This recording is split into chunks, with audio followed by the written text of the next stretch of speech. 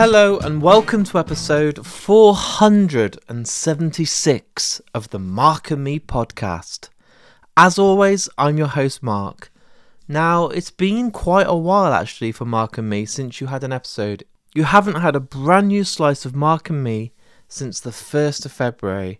Now, that's nearly 6 weeks, and it might not sound long, but I don't think the longest I've ever done a run of Mark and Me without giving you an episode is 2 weeks. You know what happens, guys. Life gets in the way, things happen. I don't need to go into my personal life or details for you guys at home. That's something that's for me only. But things get in the way, and unfortunately sometimes the podcast just can't happen. But I'm proud to say that I'm back. I feel like, you know, when you go on like a school holiday for 6 weeks in the summer and you forget how to write, there was a bit of me that was like, God, the longer I leave this, I'm not going to be able to do any writing again. And I kind of had this like sort of podcast block. I lost a bit of confidence and I just thought, I'll do it next week. And don't worry, I'll do it next week. And before you know it, here we are, middle of March, and we've not had a brand new episode for a long time. But that will not happen again. I feel good, and I'm so glad to announce that it's a monster episode to come back with. Today, I'm joined by Randy, the incredible songwriter, vocalist, and just all-round legend from one of the best bands out there, Lamb of God. Now, the guy doesn't really need much more of a bloody introduction than that, but Lamb of God are one of the best bands out there. You know this, but their brand new album just came out only a few days ago called Into Oblivion. I don't like to swear too much, but it's fucking awesome. You need to go and listen to this because it's just absolutely mind-blowing. And as you know, they're playing this year's Bloodstock in the UK, which I can't wait. Their headline slot will be, as always, phenomenal. And what I want to do now, instead of talking about my previous episode, because, hey, that was quite a while back, I want to get straight back into this, give you the interview with me and Randy, because it's just absolutely unbelievable. I've been waiting years for this to happen, and finally it's paid off. So guys, here is me and Randy Blythe from Lamb of God for the new episode of Mark and Me.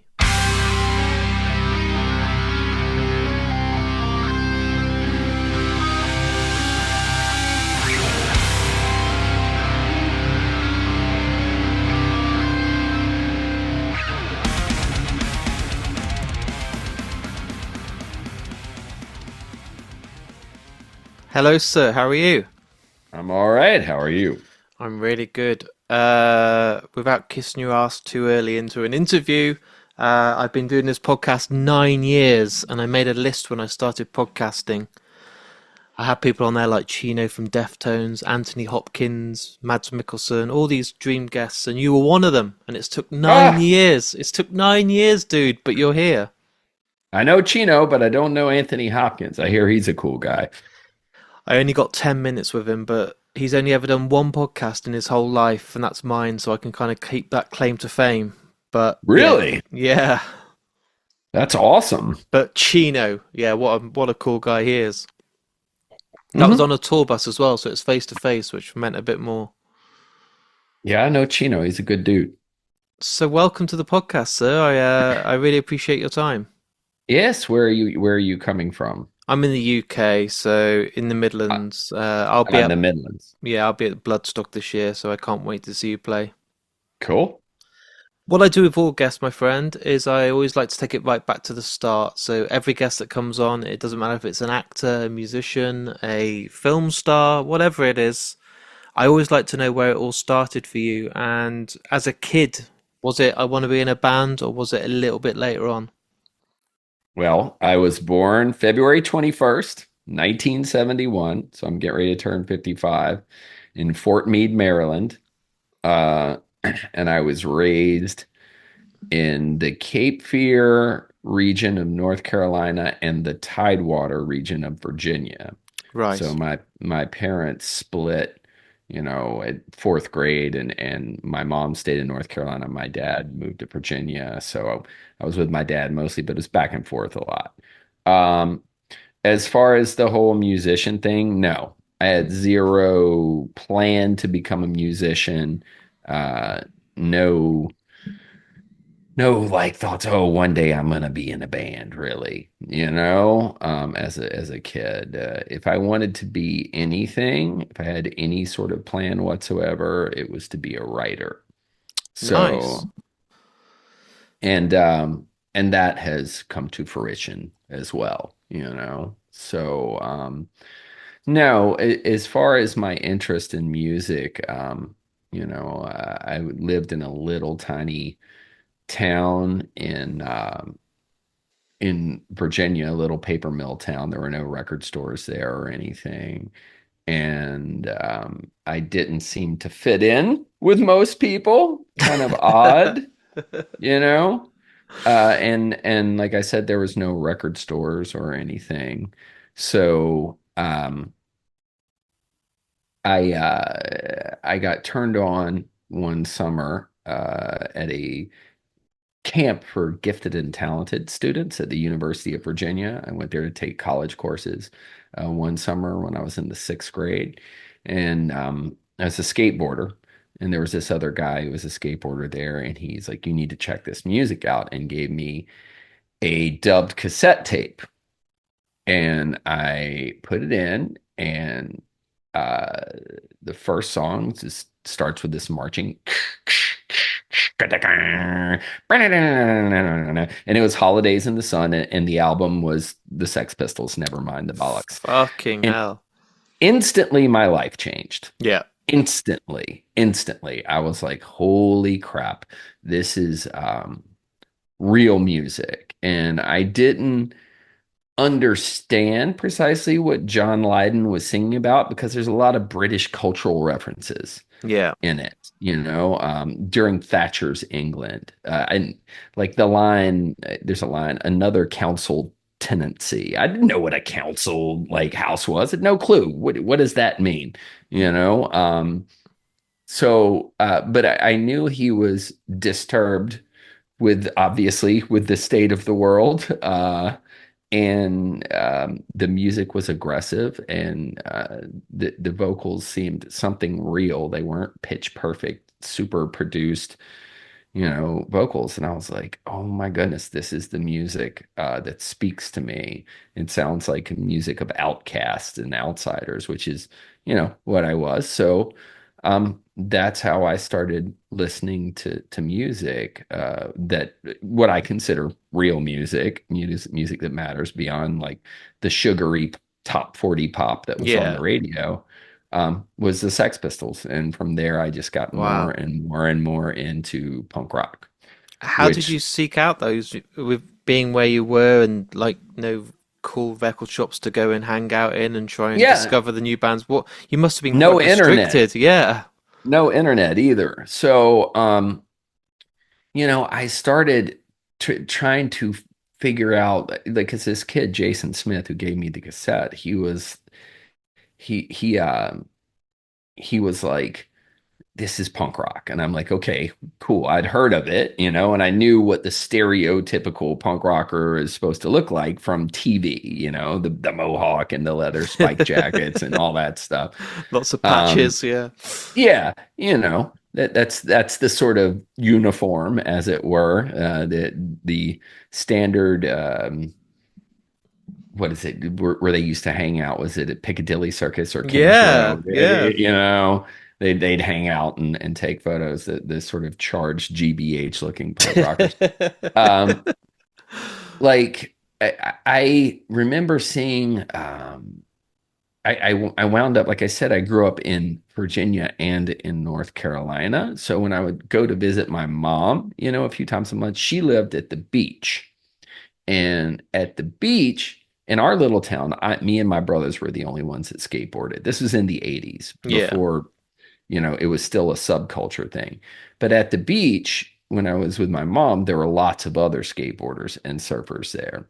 And at backyard skateboard ramps, there would often be a boombox playing a bunch of different music. And so I got turned on to a lot of American hardcore and punk rock through skateboarding, through the skateboarding community, because the two used to be really interwoven, Yeah. um, hand in hand.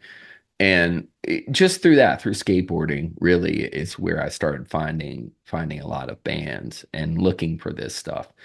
And then eventually, in my last 2 years of high school, I got for half a day every day of school. I would go to regular school half a day, and for the other half of the day, I got bused an hour and a half to a school for the arts.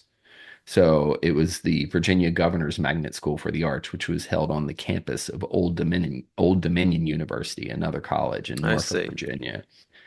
And there were a lot of other artists and weirdos there. And they turned me on to a lot of music, you know. So I started going to see shows in high school, 10th, 11th grade or whatever, making trips up to Norfolk from my little paper mill town. So it was a lot of work finding this Yeah. music. It's It not as easy wasn't, as Spotify, is it? The kids listening now are like, no, what do you mean? You didn't have to just open an app and then you could see yeah, the whole yeah, band's back yeah, cat?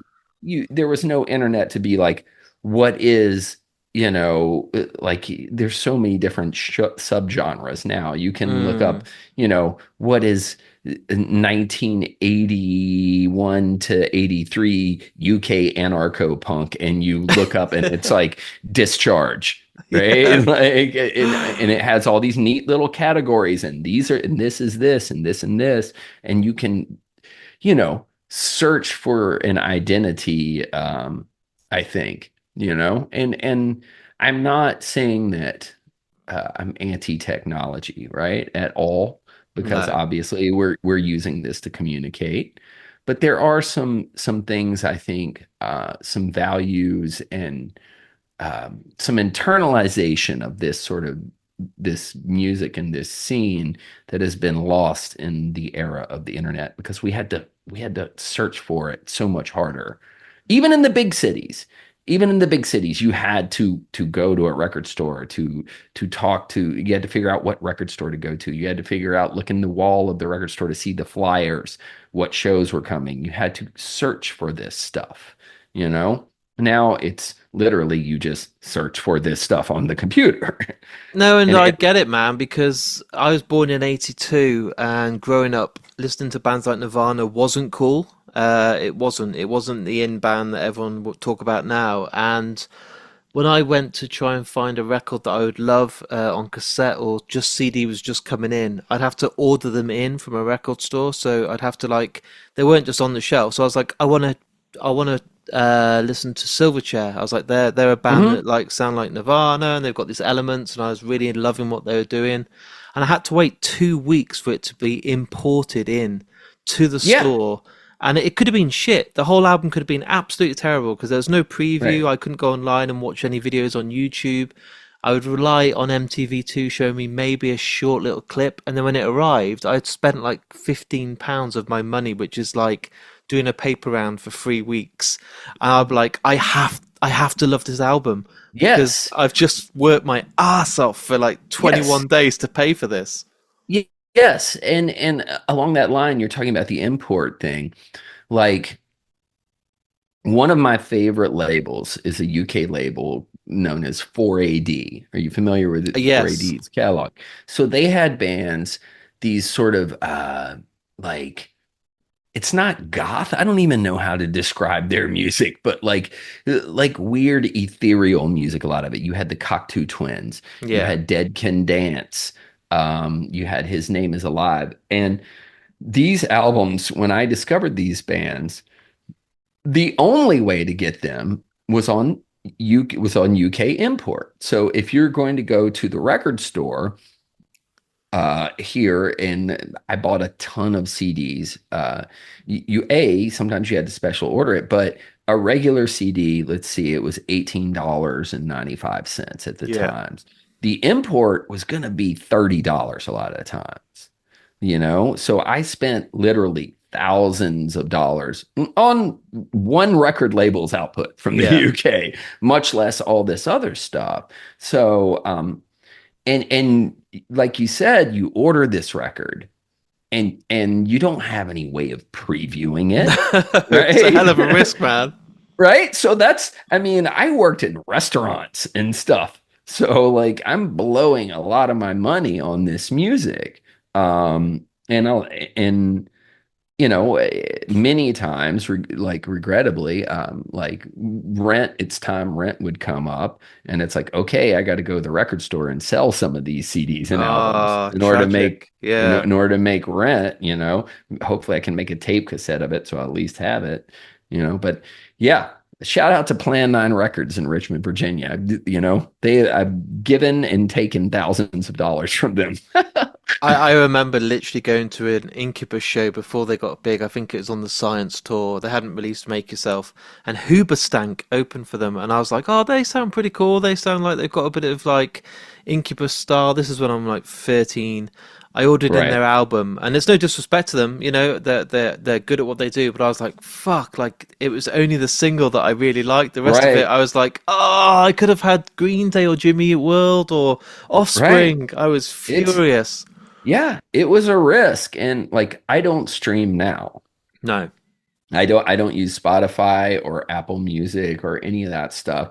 Well, I still buy. I listen to music on my iPhone. Um, but I buy the album, Yeah. a digital album from the iTunes store, or what I really like is Bandcamp. I don't know if you're familiar Yeah, with of that. course, man. Yeah, it's Yeah, great because the there band actually gets some of the money.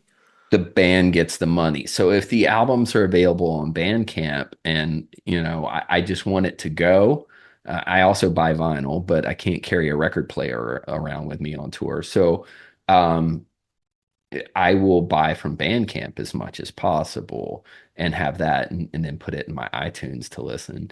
So even with that, like you can listen, you can preview stuff, like a song or two on Yeah. Bandcamp. You can listen to the whole thing, but half the time I kind of have um, this sort of, I guess, longing for the mystery of the old days. So I don't even preview much stuff. I'll listen to like one song. If I hear a song and let's say, for instance, the other night, my girlfriend and I, for Valentine's Day, we went to the goth prom, right? There was a goth That prom. sounds cool.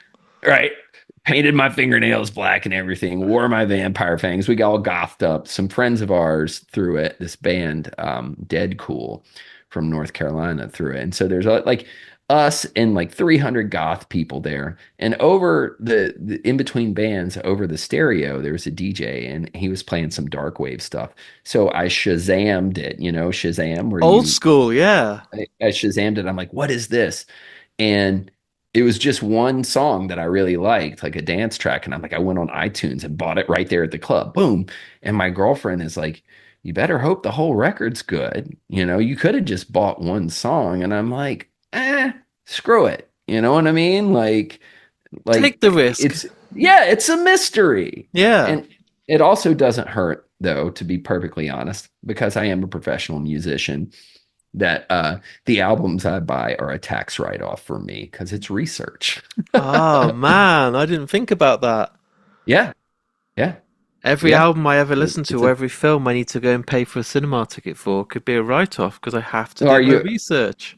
You have to do your research. Yeah, Ah, man. jeez. Yeah. Do you write? I don't. Okay. It's Yeah. For all me, audio and video. Yeah, I'm a best-selling author. My books I buy, tax write-off. It's part of my business. certainly is, dude. So, what about live music? You talked then about going to shows. Obviously, there wouldn't be these huge bands coming around your area. It must have been No. tough. My kind of flex is that I was lucky enough to see Green Day as my first gig on their Dookie tour uh, All right. in Wolverhampton. So it was tiny, and they were only a free piece. And I just couldn't believe it. At that age, the moment I got picked up by my parents, I was like, I want to dye my hair, I want a guitar, I want to be in a Right. band, and I never want to do anything else. I never ever want to go to school again. I just want to be like Green Day. Right. Well, I started going to go see, like, as I said, through skateboarding, I started going to go see bands that I got turned on to. The first show I ever saw, though, was it was just a local band, and they were they had a show. I was out skateboarding with some dudes, and they're like, "We're gonna go see a band play tonight, local band." I'm like, they're like, "Do you want to come?" I'm like, "Yeah." And they're like, "Cool, we'll give you a ride." They picked me up, and then we went to a storage facility where people store their extra stuff or whatever. And this band had their that's where they decided to have a band show. I guess that's their Oh, little practice nice. space. So there's just like 40 local punk rock kids watching this local band, and there was no like person taking a ticket. There was no one checking IDs. There was none of that stuff.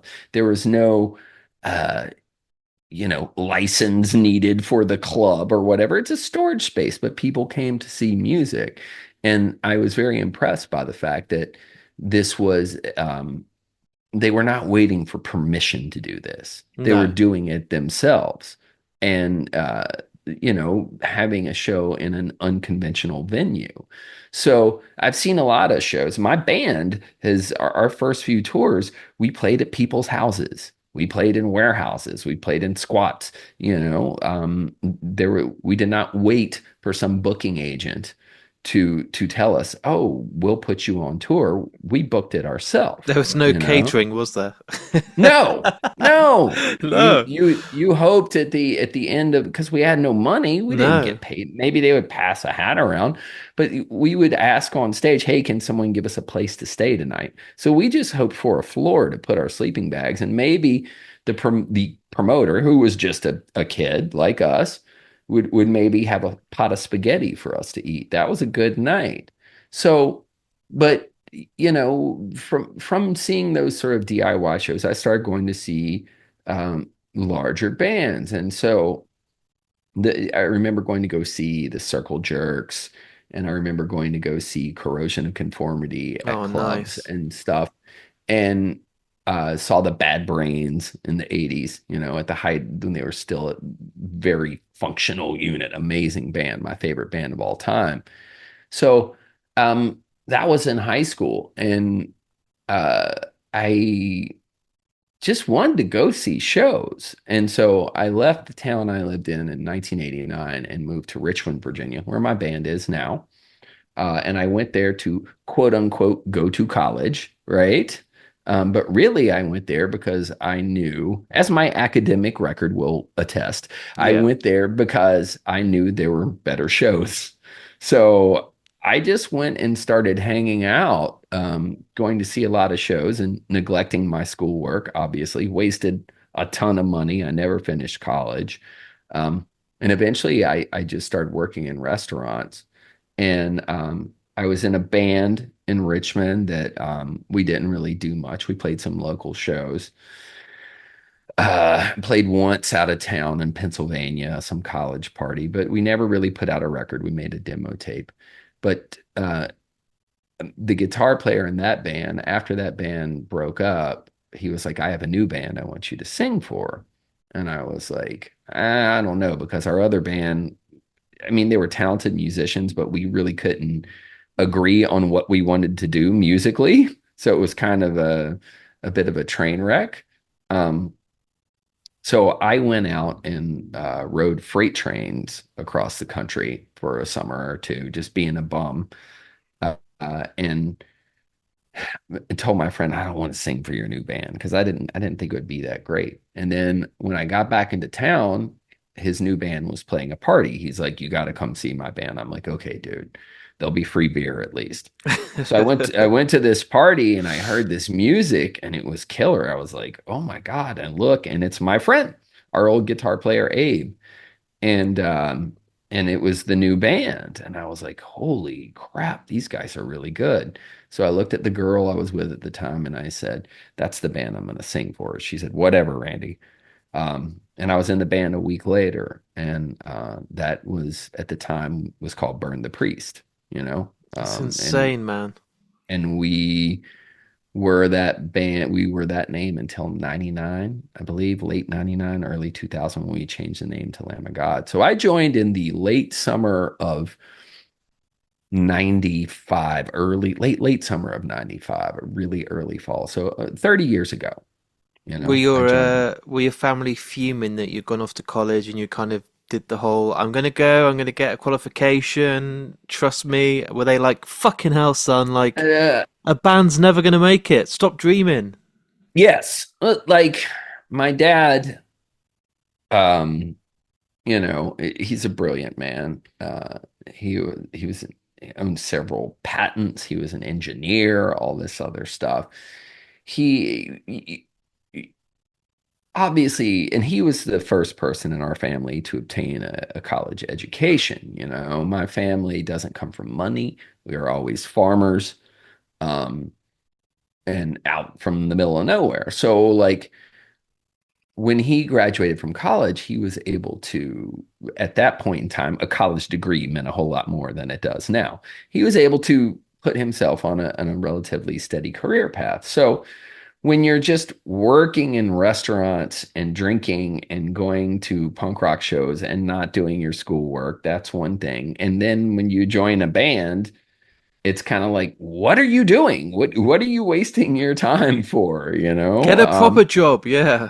And to be fair, I mean, he's right. Most of us don't ever make a living doing this. I have friends in bands now that are relatively well-known bands that have put Yeah. out several albums, but they, when they're not touring, work another job because they have to pay the bills because it just doesn't work out for the vast majority of people. Um, Somehow it did with us, I think, through um, a sort of sheer stubbornness. I don't know. We just kept at it, even though we didn't really make any money until, you know, it turned around for us eventually. But it wasn't like all of a sudden we got signed and poof, we have Yeah. money. We're able to make a living. We were a band for a good, let's see, they formed in the winter of 94, a band for a good like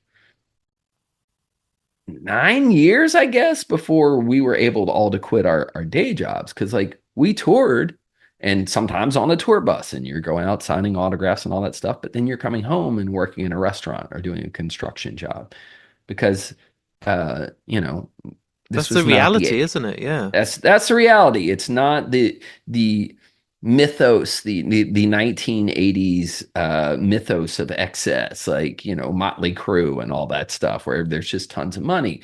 Um, because the music industry, the amount of money in the music industry has certainly decreased, and the amount of bands has increased Yeah. incredibly.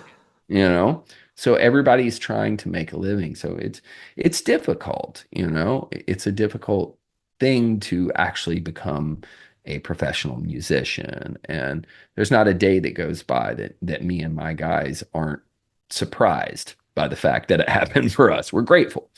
Are you able to ever, and I know it's difficult because I'm talking to you, but are you able to ever take that step back and see how much you've evolved and how much you've climbed up those gig posters and oh guys, look, we're on the small stage and now it's been 4 years and now we're on the main stage and then fuck me man, Sure. like more people are buying our merch and shit man, like we're gonna headline a festival. We would never dream of this. Have you been able to Sure. see that or has it been too much of a Con- blur?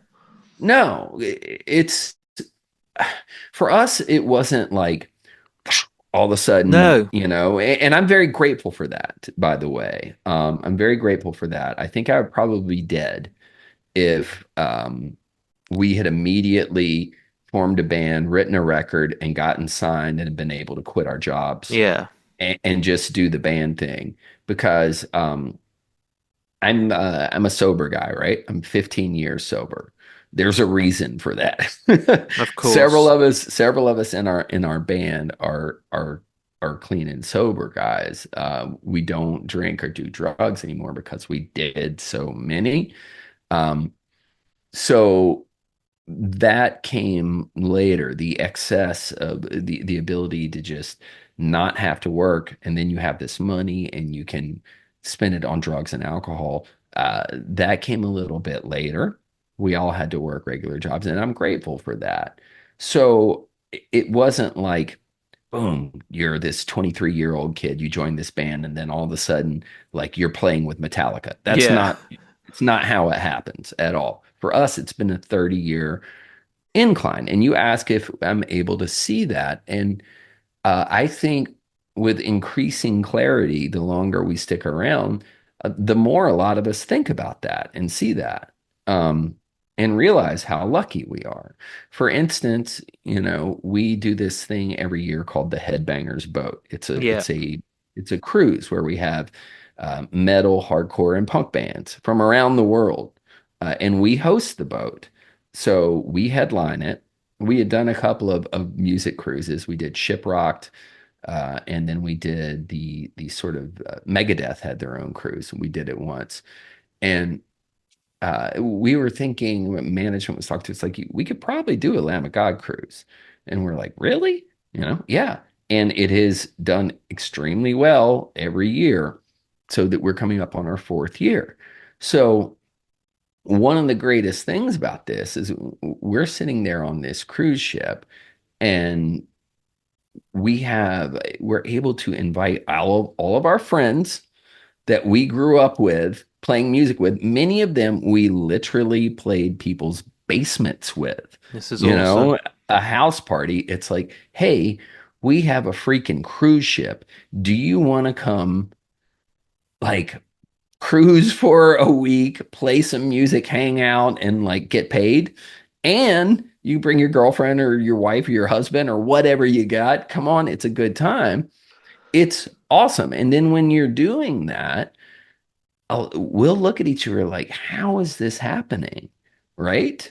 We are a bunch of construction workers and restaurant workers and bartenders from Richmond, Virginia, and we have a cruise ship. You do not join a band called Burn the Priest if you're thinking one day I'm gonna play my music on the pool deck of Yeah. a cruise ship that's going to the Virgin Islands in the Caribbean. That's not why you join a band called Burn the Priest. So everything has been, I hate to use the overused terms, but it's been organic. It's been very gradual. And I think the longer we stay at this, and the longer we remain cognizant of how lucky we are to do this, the more able we are to see these like incremental steps, you know?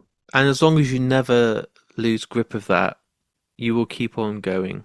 Yeah, and as long as you don't start believing your own hype, right? Yeah, Like or we're take it for just, granted. Like the fact that you yeah, are on that ship, you never would have. yeah, If I had told you that 10 years ago, you'd have been like, fuck off, you know? yeah, exactly. 10 years ago, for Yeah. sure. Like you're gonna have your own cruise ship. I'll go fuck yourself. No way. That's crazy. And so Yeah. like, my friends, in these bands, they're extremely aggressive. Like they all have such a good time. And that's one of the greatest things for me, because it's like we're spreading the love. It's like, I don't know how we got to do this, but come on, you know, before someone takes it away from us, we might as well enjoy it while it lasts. And hopefully you'll still be here in another 10, 20 years and doing it on a plane or some fucking spaceship or Yeah. something like. Well, that's the last thing, dude. I want to play in space. Yeah. That would be The awesome. final Like, gig. I wanted to be the first band to play all seven continents. And we have played every continent except for Antarctica. Ah, And there's only one band that's played Antarctica. It's Metallica. They beat us to it. bastards. Um, I know. And we played China before them several years ago. I was talking to Lars. I was like, "We're going to go play China." He's like, "You can't play China." I'm like, "Why not?" He goes, "Metallica hasn't done it." And I'm like, "Well, we're gonna." So when Yeah. we were in China, I sent him a message. I'm like, "I'm in China, motherfucker. What do you think?" So then they haul off and go play Antarctica, and I'm like, "God damn it." Because I wanted to be the first band to play all seven continents, but I believe Metallica, I believe they played Africa. I believe so. I believe Of they've course done they it. have. They would have done it and they would have put a little They, flag down each time. yeah, But like fuck you. don't So, let him get to Mars first, man. Like you've right, got like Lars right. in Mars. I fuck Lars that. and Yeah, we're Mars. not doing Yeah. that. So if like I want to, I would love to be the first band to play in zero gravity in outer Oh space. man. That'd be it. You'd go down in history. And that's It's it. Then just the quit and final just be like frontier. that we're done. Like there's nothing ever we can ever top this with. Right. Or, I'm sure there's been a band that's played on an airplane. There has to have been. Yeah. Um, I think though, perhaps the other terrain left to conquer is if they ever build like an underwater city, like to Wow. play in an underwater bubble. I'd do that. First band to play in a submarine. Screw it. Submarine or space? I reckon space Yeah. is safer after watching that documentary about the submarine that blew up. I'd be like, fuck this, just put me on a Oh, the spaceship. little one, Yeah. the little Yeah. one. That that Yeah. that was that No. was that was a rich people submarine. We Yeah. need we need a military grade There submarine you to go go. down. I did so. If anybody's got any connections at the U.S. Navy, put us in the submarine. We'll go play underwater. I'll take 10% of that cut. There you go. Yeah, man. There you go. You got So, it. so I wonder with your band, I know we haven't got too long left, but I always wonder at your level now, do you still get nervous? Do you get kind of frightened before you go on stage? Do you have that fear of like, No, not at all? no. I can tell you the last time I had stage fright. It was in England. It was 2007. We played Download's main stage for the first time. My band uh, had already gone over to the stage. That's held at Castle Donington, which is a Yeah. racetrack. I go every year, And dude. It's awesome. right, well, this was still, they had the stage at this one part of the racetrack, and the dressing rooms were on the other side. So my band had gone ahead, and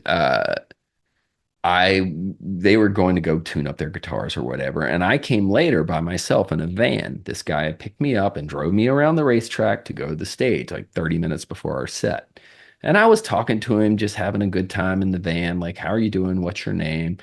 And then we pull around this corner, and then I see the stage, and then I see the crowd, and you can't see the end of the crowd. Literally, Yeah. it's to the horizon on this hillside where they used to have it.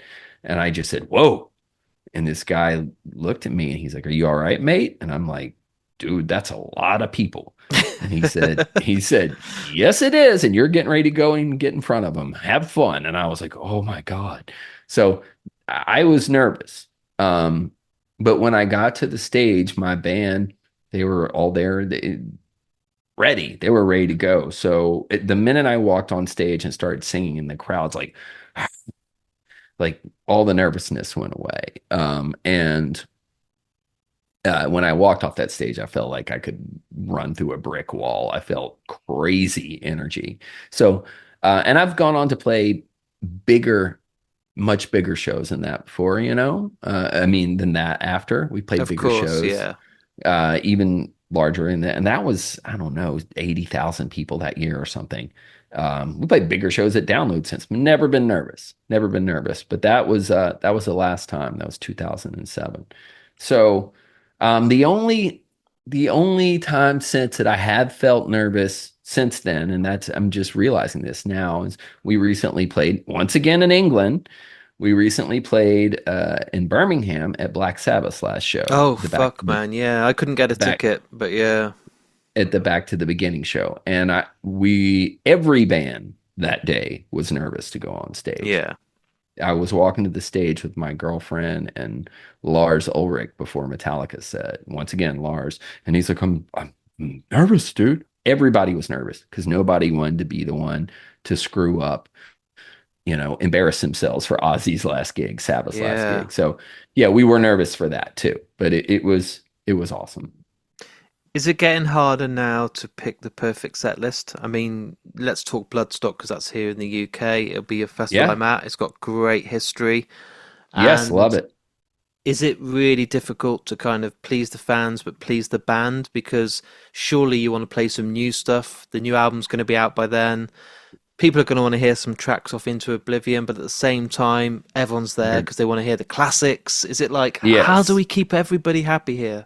Yeah, it does get more difficult as the years go by, I think.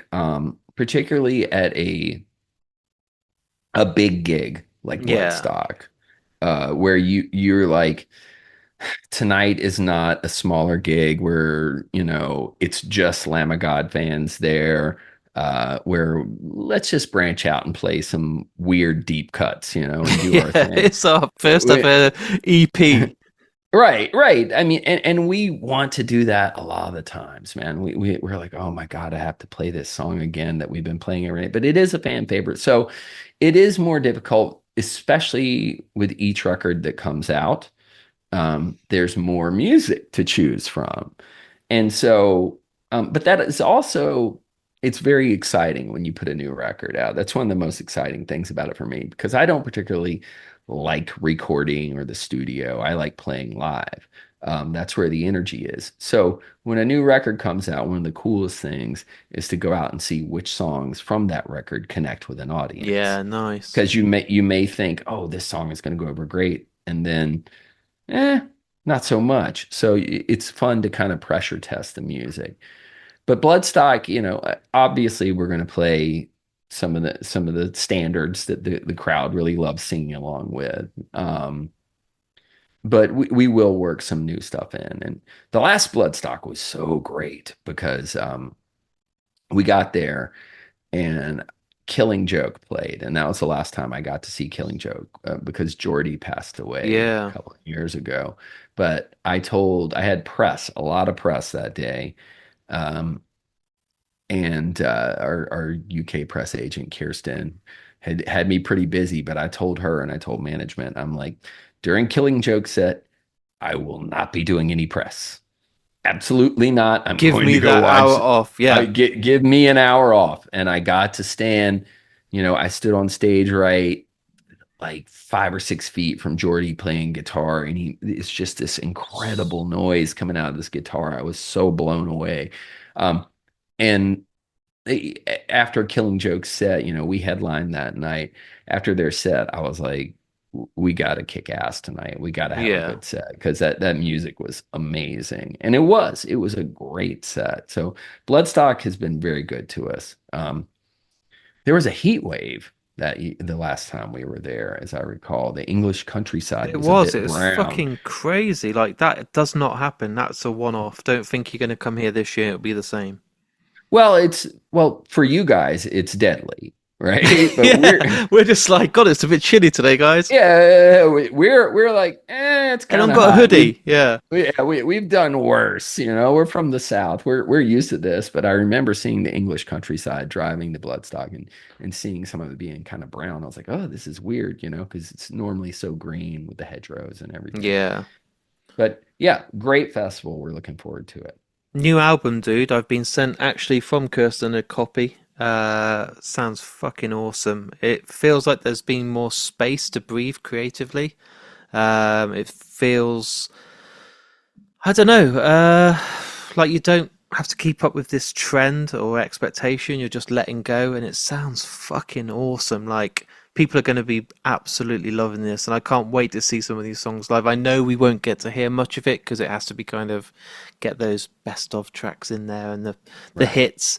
But when you come We're back and you gonna do work. it all, you know, We're gonna work some new stuff in, and then we will return to the UK for more extensive dates, not just festival stuff. Hope during this touring cycle that'll happen for sure. We'll play a longer set. You four know, years wait though, and it's genuinely paid off. It's so fucking good. well, I think that's kind of important. To have some time in between records, and Yeah. that was a bit what was frustrating for me about our last record, Omens. I felt that it was written and recorded too soon after the self-titled ones. And I understand the reason why, because we put out the self-titled one. It was supposed to come out in April of 2020, but Yeah. COVID had happened. So Fucked uh, everything up for everybody in a fucked band. Yeah. everything up, man. So, well, for everyone, period. So, Yeah. like, we had to push the release date. Eventually we kept on pushing it because nobody knew what was going on. Nobody knew when this thing was going to end. So we finally were like, we can't delay anymore. And I believe it came out in June of 2020. And then we didn't go on tour. Nobody did. So No. we're like, well, shit. And the record label was like, well, we'll take another record. And it's like, okay, time to go back to work. We'll take a record advance. We'll make some money somehow. So I feel like the self-titled record kind of like it's like the lost record, which is a real Yeah, bummer to me because it's one of our most favorite ones. And then immediately we kind of went into writing because we didn't have anything else to do, and we're a band. So I'm glad that there was time in between the last record, Omens, and this one, and I think it shows that definitely, man. there's been some space. And if you just grind out record after record after record, the record will be definitely be informed too much by the previous one. You know, you need time to let Just the breathe. brain, yeah, Yeah. just breathe. Yeah. And let the creative muscles work out a little bit. I was strictly told not to go over time. We've got a couple of minutes left. With every episode, I'm at 478 episodes now. Everyone gets the Lovely. same final question. You get to choose a song that means a lot to you, not by Lamb of God, a song that means a lot to you personally, that when I've edited today's episode and put it out for the world to listen to, a song will be played. It can be any song by any band in the entire world. But when I ask you the question, especially as a musician, one will eventually come through into your heart, into your soul, into your head, and there'll be a reason why. So, what's the song you want to close today's podcast out with? Today, I will close out the podcast with a song called Kyoto Song by a band called The Cure. Fucking Um, brilliant. Yeah, uh, Off the Head of the Door album. yeah. It's the first song I ever heard by them. And when the first time I went to Kyoto, Japan, I got off the train and walked through this wall by the train station into the grounds of this temple, and I had my headphones on and I was listening to that song, Kyoto Song, and it just made a beautiful moment for me. So that song has great memories for me. Um, Back from when I first heard it in the 80s to walking through Japan listening to it in my headphones. It's a beautiful song. In nearly 500 episodes, I've only had two people pick The Cure. We had Neil Marshall, the film director that did The Descent and Hellboy and all that. He picked the song Right? from the Crow Right? soundtrack, Yeah, yeah, sure. and now you've added to it. So more Cure, the better, I think. Love them. And their last record was freaking amazing. Unbelievable. What a fucking opening track as well. I think it's so Oh brave. You God. don't even hear him sing for about 3 minutes. You're like, this is Oh fucking God. epic. So good. So good. It was everything I wanted. And, by all accounts, that's their last record. So what a way to go out. I always think he's got something up his sleeve. I think when they say stuff like that, he's like, you never trust. I just think he's like, yep, but maybe next year, boom, new Okay. album. You never know. You never know. It's going to be hard to top the last one, Songs of a Lost Yeah. World. Such a good record. Thank you so much for coming on the show, dude. Like I said, 9 years wait, but these things happen at the right times. I've never ever expected something to happen and fall in place. That's how I got stuff like Kevin Smith and all these people that I really look up to. Yeah. And I look forward to your set. I will come and say hello. I obviously won't buy Yeah. you a beer. I will buy you a Iron Brew or a can of Coke, and we will hang Sure. out. And I'll make sure it's not during a really cool band set. I'll say to Kirsten, look, I want to meet Randy in person, but not when there's a good band on. Good. Good. I'll see you there at Bloodstock, dude. Thank you for everything, sir. Have a great rest of the day, press, and good luck with everything. And yeah, fucking awesome new albums. Thank you for everything. Cheers, mate. Thank Take you. care, dude. Retreating into a well-polished lie. You turn away while the burning rise. Suppression, aggression, with fiction and real life collide. So there it is. There's my interview with me and Randy from the incredible band Lamb of God. And I think it's a great one to return to. It's a great one to come back. It's been 6 weeks. It's been a long time for Mark and me to take a break. But I'm so happy to come back with Randy. He's such a great guy, just a seasoned professional. I love his voice as well. His voice is made for podcasting, not just singing in one of the world's best metal bands. I hope you guys are still here and listening to Mark and me, even though I've taken a break. I'm really grateful to all of you for sticking around and waiting these 6 weeks for a brand new episode, because I know there's so many people out there doing podcasting, but I've got such the greatest listeners, the greatest supporters, and I'm back now. It will not be even a week until you get another slice of Mark and me, but what a great interview with Lamb of God. I've waited so long, and truly it was worth the whole wait. I absolutely loved every minute of the interview and hope you guys at home enjoyed it as much as me. As I said at the start of today's interview, Lamb of God's brand new album, Into Oblivion, is out now. Go and listen to it, go and buy the vinyl, go and do whatever you do, but support this band as always, and make sure if you see any upcoming dates, go and check them out because they're one of the best live bands out there, and my God, I just fucking love them. As always as well, please, now more than ever, please share these episodes. You all use Facebook, Twitter, Instagram, TikTok, all these different social media channels. All it takes is a couple of buttons on your phone or your laptop or iPad or whatever you do to listen to podcasts, and just hit that share button. It goes on your feed, it might go on part of your stories.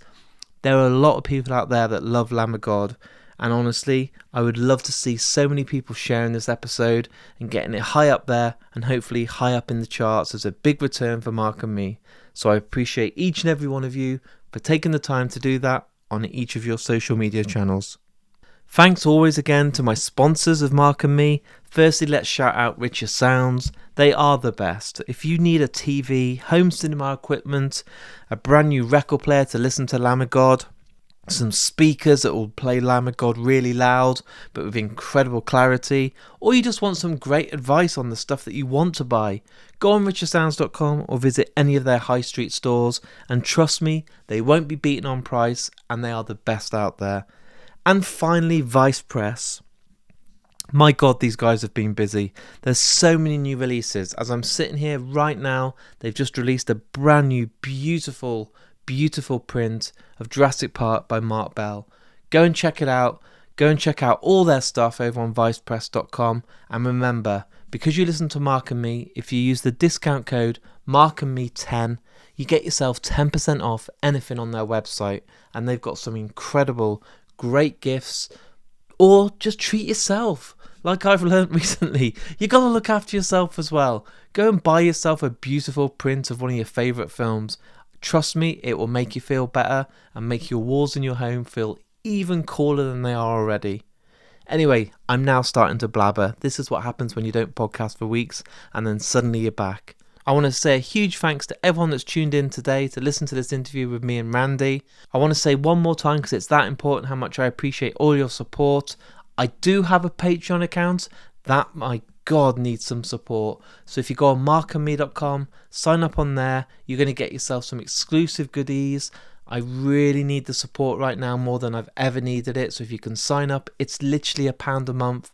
And I'm going to be doing some amazing giveaways next week with Vice Press. Some great prizes up for grabs. But that money goes all right back into the podcast and allows me to go out there and record more interviews for you guys at home. And there's lots coming up. There is so much, and I can't wait to share them all with you. But if you can do that as a thank you for enjoying the podcast, it really goes a long way.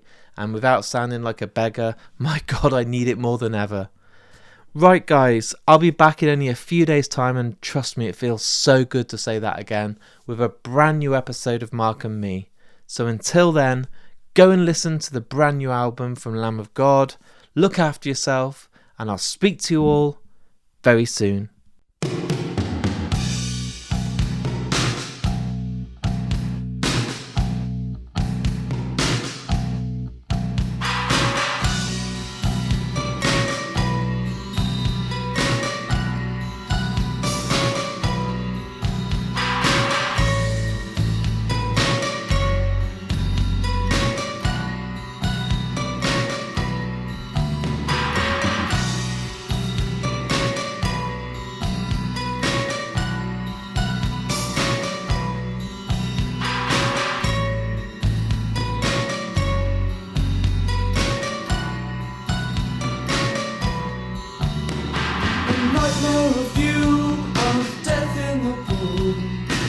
Me up 2:45.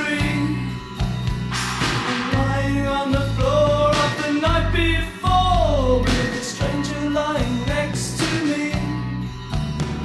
A nightmare of you, of death in the pool. I see no further now than this dream. Trembling hands of the trembling man hold my mouth to hold in a scream.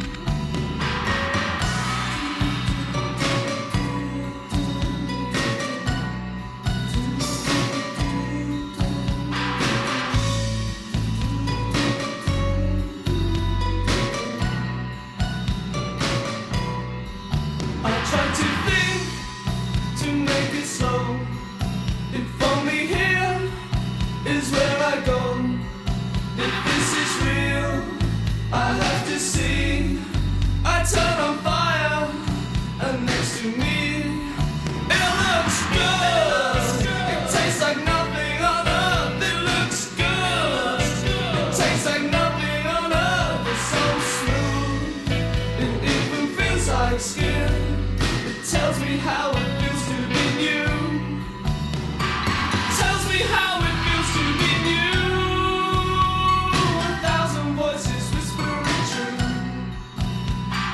Tells me how it feels to be new. And every voice belongs. Every voice belongs to you.